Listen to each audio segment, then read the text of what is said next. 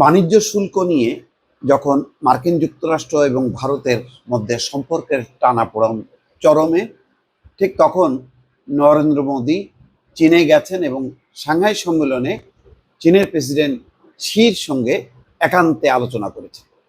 এই আলোচনাকে এবং নরেন্দ্র মোদীর চীনে উপস্থিতিকে এখন বিরোধী দল কটাক্ষ করছে, বিরোধিতা করছে এবং বলছে যে এখানে নরেন্দ্র মোদী আত্মসমর্পণ করেছে চীনের কাছে। যেই চীন লাদাখে ভারতীয় সৈন্যদেরকে পিটিয়ে মেরেছে, যেই চীন পাকিস্তানকে মদদ দিচ্ছে ভারতের বিরুদ্ধে, সেই চীনের কাছে আত্মসমর্পণ করেছেন নরেন্দ্র মোদী। ফলে আপাতত ডোনাল্ড ট্রাম্পকে নরেন্দ্র মোদী দেখিয়ে দিয়েছেন চীনে গিয়ে পুতিন এবং সির সাথে তার অন্তরঙ্গতা, কিন্তু ভারতের মাটিতে এখন সমালোচিত হচ্ছেন নরেন্দ্র মোদী নতুনভাবে।